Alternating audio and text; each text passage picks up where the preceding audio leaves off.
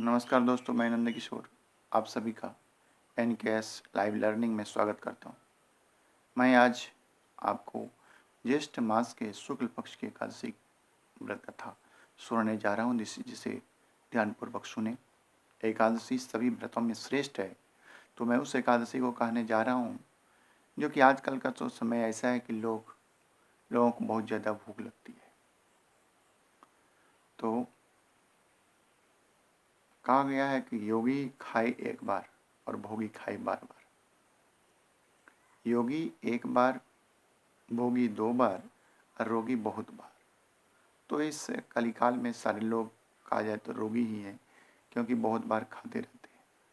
तो आइए, तो एक बार भगवान कृष्ण से पूछा भीमसेन ने कि हे महाराज, हे भगवान, आप बताइए, सभी लोग तो व्रत करते हैं, एकादशी करते हैं, लेकिन मैं ऐसा एक व्यक्ति हूँ जो कि कोई व्रत कर ही नहीं सकता।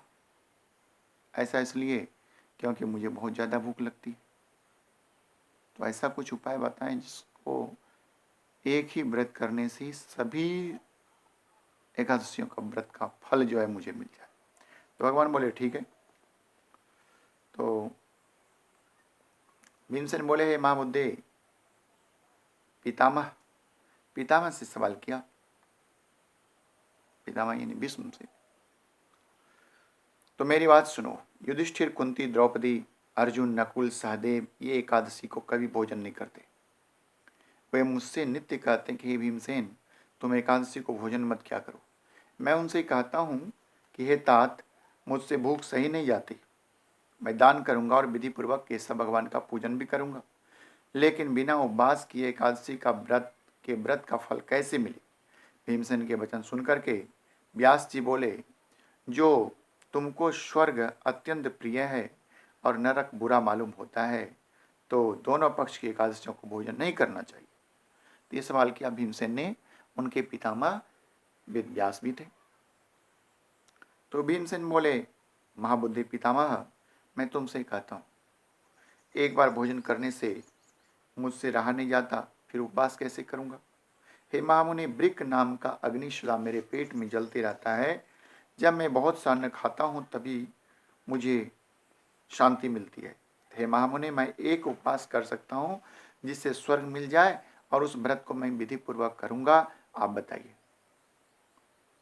ऐसा कहने पर व्यास जी बोले, हे नराधिप, तुमने मानव धर्म और वैदिक धर्म सुने, लेकिन कलयुग में उन धर्मों के करने की शक्ति मनुष्यों में नहीं रहती। सरल उपाय, थोड़े धन और कम परिश्रम से महाफल प्राप्त होने की विधि मैं तुमसे कहता हूँ, जो सब पुराणों का सार है, रहस्य है।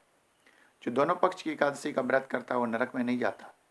व्यास जी के का वचन सुनकर बड़ी भुजा वाले भीमसेन पीपल के पत्ती की तरह कांपने लगे और डर कर बोले, हे पितामह, मैं क्या करूं, मैं उपवास नहीं कर सकता। इसलिए हे प्रभु, बहुत फलदायक एक ही व्रत को तुम मुझसे कहिए।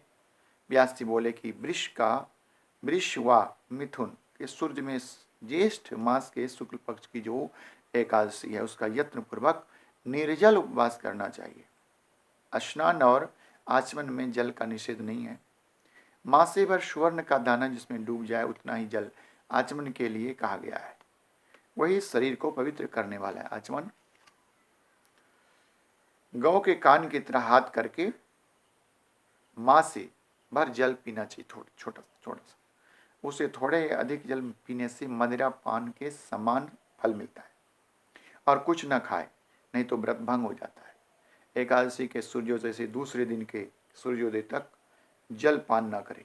ऐसा करने से 12 महीनों की जो एकादशी होती है उसको बिना यत्न के फल मिल जाता है। फिर द्वादशी को सवेरे निर्मल जल में स्नान करके ब्राह्मणों के लिए जल और सुवर्ण का दान करे। फिर व्रत करने वाला कृत्य होकर ब्राह्मणों सहित भोजन करे। हे भीमसेन, इस प्रकार व्रत करने से जो पुण्य होता है उसको सुनो। साल भर में जितनी एकादशी होती है उनका फल इस एकादशी के व्रत के करने से मिल जाता है, इसमें संदेह नहीं है। शंख चक्र गदाधारी सिंह श्री कृष्ण भगवान ने मुझसे कहा है, यानी वेद व्यास जी को भगवान श्री कृष्ण ने कहा है कि सब धर्मों को छोड़कर मेरी शरण आओ। भगवान कृष्ण ही विष्णु ही है।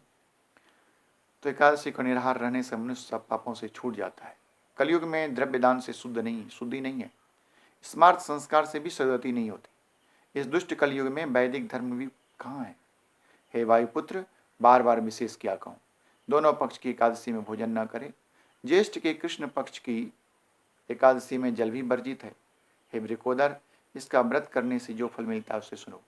सब तीर्थों में जो पुण्य होता है और सब दान करने से जो फल होता है, हे वृकोदर, वह फल इस एकादशी का व्रत करने से मिल जाता है। साल भर में शुक्ल पक्ष और कृष्ण पक्ष की जितनी एकादशी है, उनका उपवास करने से धन धान्य, बल, आयु, पुत्र, आरोग्यता मिलते हैं।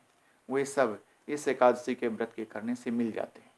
हे नरव्याघ्र, मैं तुमसे सत्य कहता हूँ कि इसका व्रत करने से बड़े शरीर वाले भयंकर काले पीले रंग के दंड पासधारी यम के दूत भी उसके पास नहीं आते, बल्कि पीताम्बरधारी हाथ में चक्र लिए हुए सुंदर विष्णु भगवान के पार्षद उसके पास आते हैं। अंत समय पर उस मनुष्य को विष्णु लोक में ले जाते हैं। इसलिए यत्नपूर्वक निर्जल व्रत करना चाहिए। फिर जल दान और गोदान करने से मनुष्य सब पापों से छूट जाता है। हे जन्मेजय, इसको सुनकर पांडवों ने इस व्रत को किया। उसी दिन से भीमसेन ने इस निर्जला एकादशी का व्रत किया। तभी से इसका नाम भीमसेनी विख्यात हो गया। हे भूपाल, इसी प्रकार सब पापों को दूर करने के लिए ये तुम भी यत्न पूर्वक इसका व्रत और भगवान की पूजा करो। हे अनंत, हे देवेश, मैं आज आपका निर्जल व्रत करूंगा और दूसरे दिन भोजन करूंगा। इस मंत्र को पढ़कर सब पापों को दूर करने के लिए इंद्रियों को बस में करके श्रद्धापूर्वक व्रत को करे। स्त्री अथवा पुरुष का सुमेरु या मंदराचल पर्वत के समान भी पाप हो तो एकादशी के प्रभाव से सारे नष्ट हो जाते हैं, भस्म हो जाते हैं। नराधिप, जल दान और गोदान न कर सके तो कलश में वस्त्र लपेट कर सुवर्ण का दान करे। जो कोई उसमें जलदान का नियम करता है उसको हर एक प्रहार में 1 करोड़ पल सुवर्ण दान का फल मिलता है। इस एकादशी के दिन स्नान, दान, जप, होम जो कुछ मनुष्य करता है सब अक्षय हो जाता है, जो कभी खत्म नहीं होता। यह कृष्ण जी ने कहा है। हे राजन, जिसने निर्जला एकादशी का विधि पूर्वक उपवास किया है उसको और धर्म से क्या प्रयोजन। व्रत करने वाला मनुष्य लोक को जाता है, मनुष्य शिव विष्णु लोक को जाता है। हे कुरुश्रेष्ठ, जो एकादशी के दिन सुवर्ण, अन्न, वस्त्र का दान करता है वह सब अक्षय होता है। एकादशी के दिन जो अन्न खाता है वह पाप भोगता है। इस लोक में वह चंडाल होकर मरने के बाद बुरी गति पाता है। जो ज्येष्ठ मास के शुक्ल पक्ष में एकादशी का व्रत करके दान करेंगे वे परम पद को प्राप्त होंगे। जिन्होंने निर्जला एकादशी का व्रत किया है वे ब्रह्महत्या, मदिरापान, चोरी, गुरु से बैर, मिथ्या भाषण, इन सब पापों से छूट जाते हैं। हे कौन्तेय, निर्जला एकादशी के दिन श्रद्धा और नियम से युक्त स्त्री पुरुषों का जो विशेष कर्तव्य उसे सुनो। जलसाई भगवान का पूजन करे और गोदान करे अथवा घृतधेनु का दान करे। हे धर्मधारियों में श्रेष्ठ, अनेक तरह के मिष्टान्न और दक्षिणा देकर ब्राह्मणों को भोजन करे। ब्राह्मणों के प्रसन्न होने से मोक्ष देने वाला भगवान भी प्रसन्न होते हैं। जिनने इसका व्रत नहीं किया उस मनुष्यों ने अपनी आत्मा से द्रोह किया है। वे पापी, दुराचारी और दुष्ट हैं और निस्संदेह उनके सैकड़ों कुल दुराचारी हो जाते हैं। और जिन मनुष्यों ने शांतिपूर्वक दान और भगवान का पूजन किया है उनने अपने समेत 100 पीढ़ी के पूर्वजों को विष्णु लोक में भेज दिया। जो कोई उपवास करके रात्रि में जागरण करते हैं और निर्जला के दिन अन्न, जल, गौ, वस्त्र, शैया, आसन, कमंडल, छत्र, पदत्राण इनका सुपात्र को दान देते हैं वे सोने के विमानों में बैठकर स्वर्ग को जाते हैं। जो कोई भक्ति से इस कथा को सुनते हैं या कहते हैं वे दोनों निस्संदेह स्वर्ग को जाते हैं। तो मनुष्य को सूर्य ग्रहण में श्राद्ध करने से जो फल मिलता है वह इसके सुनने वालों को मिलता है। दातुन करके इसका नियम करे। मैं केशव भगवान को प्रसन्न करने के लिए आचमन के सिवाय एकादशी के व्रत में दूसरा जल नहीं ग्रहण करूँगा। इस प्रकार नियम करना चाहिए। द्वादशी के दिन गंध, पुष्प, जल और दीपक से देवताओं के ईश्वर वामन जी भगवान का पूजन करना चाहिए। विधि पूर्वक पूजन करके इस मंत्र का उच्चारण करें। हे देवताओं के ईश्वर, हे इंद्रियों के ईश्वर, हे संसार समुद्र से पार करने वाले, जल से भरे हुए कलश के दान करने से मुझको परम गति दीजिए। ऐसा कर ब्राह्मणों के लिए शक्ति के अनुसार कलश देने चाहिए। हे भीमसेन, अन्न, वस्त्र, छत्र, उपानह, फल युक्त कलश देने चाहिए और भी दान देने चाहिए। जल और गौ का दान अवश्य करें। फिर ब्राह्मणों को भोजन कराकर मौन से आप भी भोजन करें। इस प्रकार जो पवित्र और पापों को दूर करने वाली एकादशी का व्रत करता है वह पापों से छूटकर परम पद को प्राप्त होता है।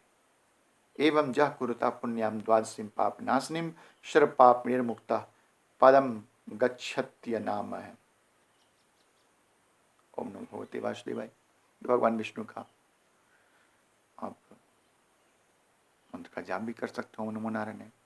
तो जो भी आपके पास हो उतना से ही दान करें, ये कोई जरूरी नहीं है नहीं आपके पास और नहीं दान करें, जो कुछ भी चलता हो बस संतोषम परमं सुखम। तो श्री विष्णु भगवान की जय। धन्यवाद।